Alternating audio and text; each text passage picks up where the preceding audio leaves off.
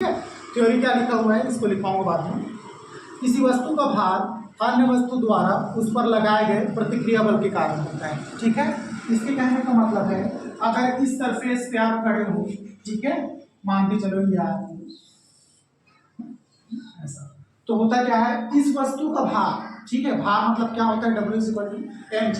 mg मतलब वस्तु का द्रव्यमान, मतलब आपका द्रव्यमान, और g क्या होता है, गुरुत्वाकर्षण। ठीक है, तो W क्या होता है, यहाँ पर W क्या होता है, mg होता है ना, n क्या है आपका द्रव्यमान और g क्या है गुरुत्वाकर्षण। ठीक है, तो आपके वस्तु का भार किस वजह से होता है, अगर दूसरी वस्तु आप पर क्या लगाए, आपके बराबर प्रतिक्रिया बल लगाए। ठीक है, आपके भार के बराबर अगर प्रतिक्रिया बल लगाएगा तभी आप क्या महसूस कर पाओगे, अपना भार महसूस कर पाओगे। तो आप अगर इस जमीन पे खड़े हो तो ऐसा बिल्कुल नहीं है कि सिर्फ आप जमीन को नीचे की तरफ दबा रहे हो, जमीन भी क्या करती है, आपको उतना ही बल ऊपर की ओर लगाती है, तब आप बैलेंस पे खड़े हो पाते हो।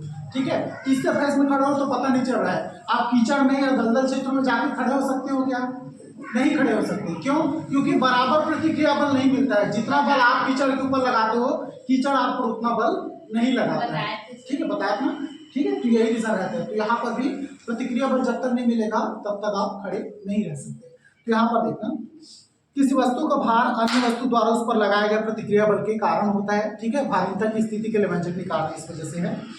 यदि किसी विशेष परिस्थिति में प्रतिक्रिया का बल का मान क्या हो जाए, शून्य हो जाए। ठीक है, एक लिफ्ट वाला कंडीशन बढ़ेगी। लिफ्ट वाला कंडीशन में क्या होता था, अगर लिफ्ट की तार टूट जाए, लिफ्ट की तार टूटती थी तो क्या होता था, लिफ्ट बहुत ज्यादा तेजी से नीचे की ओर आता था। तो उस कंडीशन में हम अपने आप को भार ही मानते थे, भार ही महसूस करते थे, ऐसा लगता था हमारा कोई भी द्रव्यमान या भार नहीं है, बिल्कुल एकदम सड़ा नीचे करते थे, तड़ाक से गिर जाते हैं ना, बिल्कुल वही है। तो अगर यहाँ पर क्या हो, प्रतिक्रिया बल हट जाए, ठीक है, लिफ्ट जब नीचे उतरती है तो प्रतिक्रिया बल किस पे लगा होता है, ऊपर क्यों लगाता है, वो कौन लगाता है, तार लगाता है, लिफ्ट का तार जो ऊपर बंद रहता है, लिफ्ट आपको नीचे लाता है, वही ऊपर ले जाता है। लिफ्ट की तार टूट गया मतलब प्रतिक्रिया बल खत्म हो गया, तो इस स्थिति में क्या होती है, आप पूरी तरह से भारहीन हो जाते हो। तो यहाँ पर वही लिखा है, यदि विशेष परिस्थिति में प्रतिक्रिया बल का मान शून्य हो जाए तो व्यक्ति को अपना भार शून्य प्रतीत होता है। प्रतिक्रिया बल शून्य में कंडीशन समझ में आया, लिफ्ट के तार का टूटना, तो उस वजह से क्या होता है,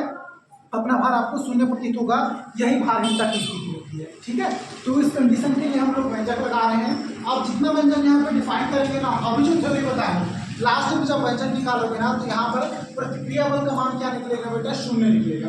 ठीक है, तो अब आपको समझ में आ जाएगा डेरिवेशन क्या है, आपका थ्योरी क्या है और किस वजह से फाइंड आउट कर रहे हैं इसको। माना है द्रव्यमान का कोई कृत्रिम उपग्रह r त्रिज्या के वृत्तीय कक्ष में v से गति कर रहा है, 4v से गति कर रहा है। तो यहाँ पर देखो, यहाँ पर क्या है, ये जो दिख रहा है ये क्या है बेटा, ये कृत्रिम उपग्रह है। ठीक है, डब्बा, और इसके अंदर एक व्यक्ति अभी क्या है, बैठा हुआ है, उपस्थित है। ठीक है, और कृत्रिम उपग्रह क्या होता है, जब पृथ्वी की वजह से क्या होता है, इसके वृत्तीय कक्ष में ऐसे चारों तरफ गति करता है। ठीक है, और यहाँ से यहाँ तक की त्रिज्या क्या है, इसकी r है, जो कि आपको यहाँ पर भी शो हो रहा है, यार है ना, कि और भी क्या हो रहा है, यहाँ से यहाँ तक r बता दो।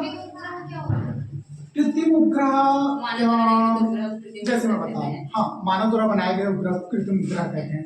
जैसे कि आप लोग इधर बहुत सारा होता है ना, सैटेलाइट होते हैं हम लोग, जैसे टीवी चलाने के लिए, रेडियो चलाने के लिए, मोबाइल चलाने के लिए, तो छोटे छोटे सैटेलाइट होते हैं बेटा, उसी को हम लोग क्या बोलते हैं, कृत्रिम उपग्रह बोलते हैं। ये पृथ्वी तल से 36,000 किलोमीटर की ऊंचाई पर स्थापित किए जाते हैं। ठीक है, और वो क्या करते हैं, पृथ्वी के गुरुत्वाकर्षण बल की वजह से इर्द गिर्द क्या करते हैं, घूमते रहते हैं। ये जो कृत्रिम उपग्रह दिख रहा है, इसके अंदर क्या होता है, एक व्यक्ति बैठा होता है, और एक कृत्रिम उपग्रह इसके चारों तरफ r त्रिज्या की वृत्तीय मार्ग में क्या कर रहा है, v वेग से गति कर रहा है। ठीक है, तब वृत्तीय गति करने वाले उपग्रह के लिए आवश्यक अभिकेंद्र बल पृथ्वी द्वारा उपग्रह पर लगाए गए गुरुत्वाकर्षण बल से प्राप्त होता है। ये आपको पूरा तरह से डेफिनेशन है, और डेफिनेशन आपको पता होगा। ठीक है, पहले भी बताया था मैं कि एक क्वेश्चन भी लिखवाया था, उसमें भी स्पष्ट लिखवाया था, एक कृत्रिम उपग्रह है, उसमें किसी प्रकार का कोई ईंधन नहीं है, फिर भी वो पृथ्वी के इर्द गिर्द गति करता है। क्यों, तो उसका रीजन क्या रहता है, उसको पृथ्वी से गुरुत्वाकर्षण बल मिलता है, और उस गुरुत्वाकर्षण बल, जो पृथ्वी गुरुत्वाकर्षण बल लगाती है उसपे, उसकी वजह से उसको क्या मिलता है, कृत्रिम उपग्रह को अभिकेंद्र बल मिलता है, जिसकी वजह से वो इर्द गिर्द उसके गति करता है। ये पूरा जो आपको दिख रहा है थ्योरेटिकल जो फॉर्म लिखा हुआ है, ये पूरा वही लिखा हुआ है। ठीक है, ऐसे गति करते हुए क्या होता है, तो उसको अंदर से क्या मिलता है, अभिकेंद्र बल मिलता है, और पृथ्वी उस पर क्या लगाते हैं, गुरुत्वाकर्षण बल लगाते हैं, और दोनों के दोनों क्या होते हैं, दूसरे को बैलेंस करते हैं, इक्वल इधर अपोजिट रहते हैं। तो इस कंडीशन में यहाँ जो थ्योरी लिखा है, यहाँ पे लिखा हुआ है अभिकेंद्र बल पृथ्वी द्वारा उपग्रह पर लगाए गए गुरुत्वाकर्षण बल से प्राप्त होता है। तो दोनों के दोनों क्या होते हैं, एक दूसरे के बराबर होते हैं। तो अभिकेंद्र बल इक्वल टू क्या होता है, mv²/r इक्वल टू यहाँ पर पृथ्वी द्वारा उपग्रह पर लगाया गया गुरुत्वाकर्षण बल, ये दोनों के दोनों क्या होंगे, बराबर होगी। ये अभिकेंद्र बल है और ये क्या है, पृथ्वी द्वारा उपग्रह पर लगाया गया गुरुत्वाकर्षण बल है। गुरुत्वाकर्षण बल कितना होता है, capital G capital M small m upon are square. Capital G पृथ्वी नियतांक है, कैपिटल एम क्या है, पृथ्वी का द्रव्यमान, स्मॉल एम क्या है, उस ग्रह का द्रव्यमान जो ऊपर में आपको दिख रहा है, व्यक्ति दिख रहा है ये वाला, इस ग्रह का क्या है द्रव्यमान स्मॉल एम। आर स्क्वायर क्या है, ये आपको पता है, वहां से उपग्रह की दूरी पृथ्वी के केंद्र से, पृथ्वी के केंद्र से उपग्रह की दूरी कितनी है, आर। चाहे यहाँ से लो चाहे यहाँ से लो, एक ही मतलब है, ठीक है। चलो तो यहाँ पर देखो ये एम से एम क्या हो जाएगा, कैंसिल आउट। उसके बाद ये वाला फॉर्म हो जाएगा। आप लोग सोच सकते हो आर से आर की नहीं काटे, ठीक है, काट सकते थे लेकिन नहीं काटना है क्योंकि हमको डेरिवेशन आगे चल के इसी के फॉर्म में मिलने वाला है, ठीक है। यहाँ पर कितना हो जाएगा, v²/r is equal to capital G capital M upon are square. लेकिन हमको इस फॉर्म की जरूरत है, आगे चल के इसी फॉर्म में डेरिवेशन मिलेगा, इस वजह से कट नहीं करेगा, इसको कट कर देंगे तो आगे इस फॉर्म में नहीं मिल पाएगा, ठीक है।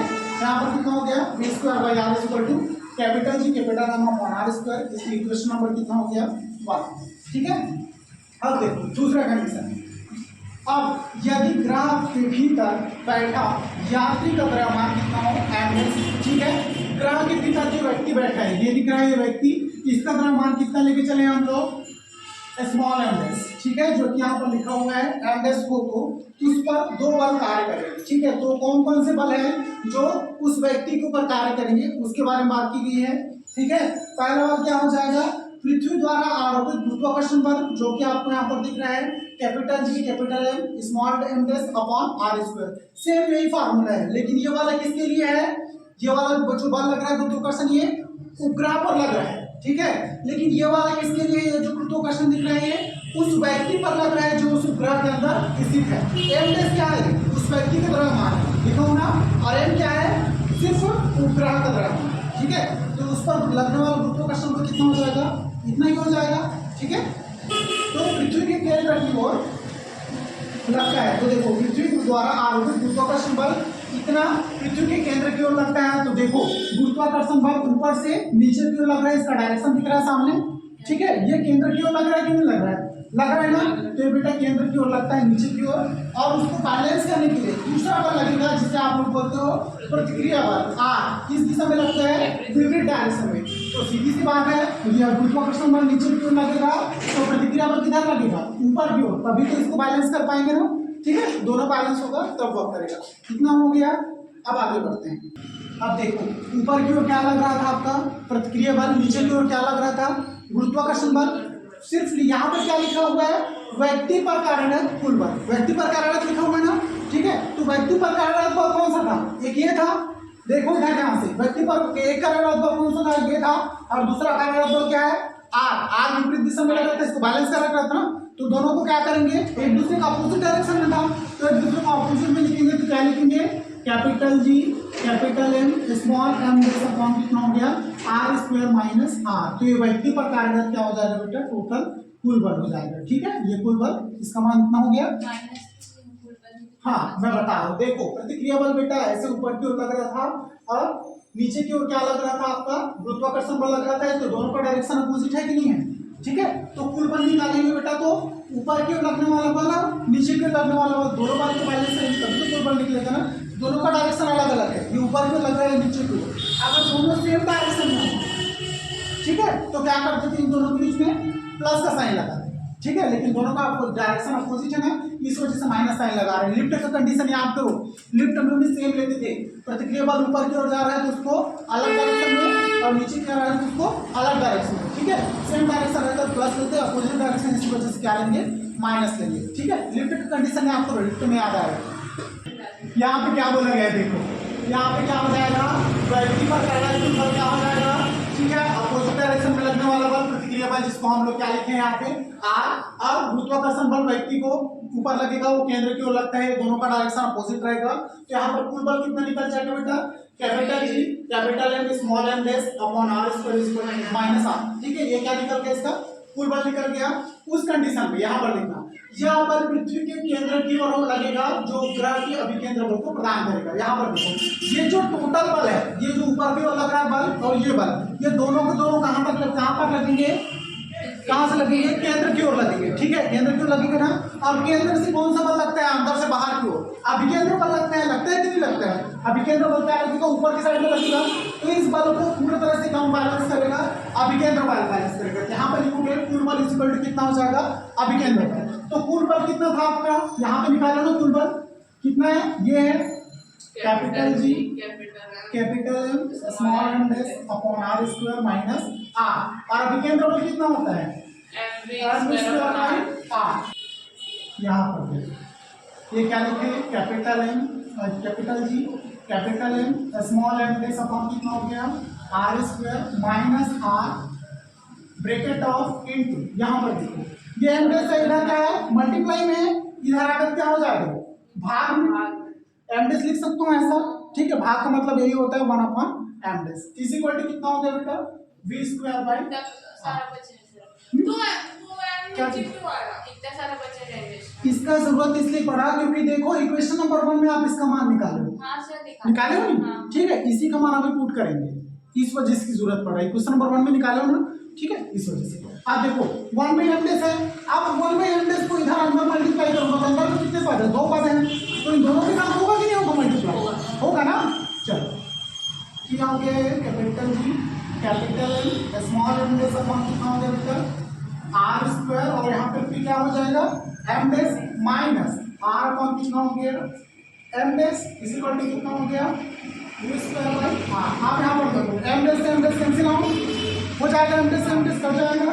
आप क्या लिखोगे यहाँ पे, capital G capital M upon कितना हो गया, R square minus R upon कितना हो गया, M dash is equal to कितना हो गया, v स्क्वायर बाई आर। आप देखो ये हो गया आपका इक्वेशन नंबर 2। इसको इक्वेशन नंबर सेकंड हो गया, यहाँ पे सेकंड ही दिया गया है, नहीं लेते तभी चल जाता। हाँ आप यहाँ पर लिख लेना समीकरण 2 में v स्क्वायर बाई आर का मान रखने पे, और यहाँ पर समीकरण 1 से v स्क्वायर बाई आर का मान इधर लिख दो ना सर, इधर यहाँ पे खाली इधर लिख दो। कहाँ पे है, हाँ इधर चल इसको पूरे मिटा देते हैं, इसका काम हो गया। चलो समीकरण 1 से v स्क्वायर बाई आर का मान, समीकरण 1 से v स्क्वायर बाई आर का मान 2 में रखने का,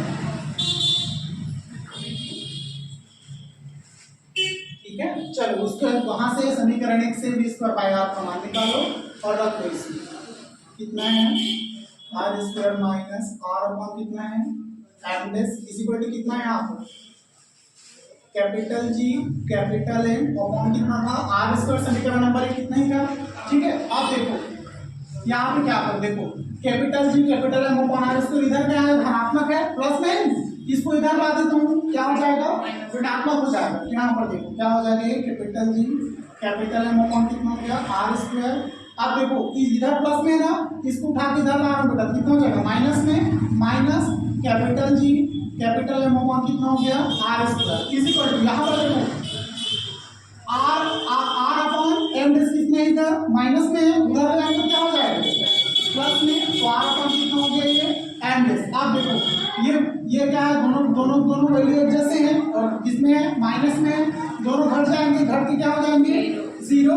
यहाँ पर मैं क्या लिख सकता हूँ, 0 इक्वल टू आर अपॉन क्या लिख सकता हूँ, इसको एम डैश। अब एम डैश के इधर direct मल्टीप्लाई कर दो, ठीक है, एम डैश का क्या करो इधर direct मल्टीप्लाई, तो क्या हो जाएगा, 0 हो जाएगा ना। तो यहाँ पर क्या लिख सकता हूँ मैं, R is equal to 0 into M dash, मतलब क्या हो गया बेटा, आर इक्वल टू, देखो प्रतिक्रिया बल क्या हो गया, 0 हो गया। आर क्या था आपका, प्रतिक्रिया बल था ना, प्रतिक्रिया बल क्या हो गया, 0 हो गया, मतलब लिफ्ट का तार टूट गया।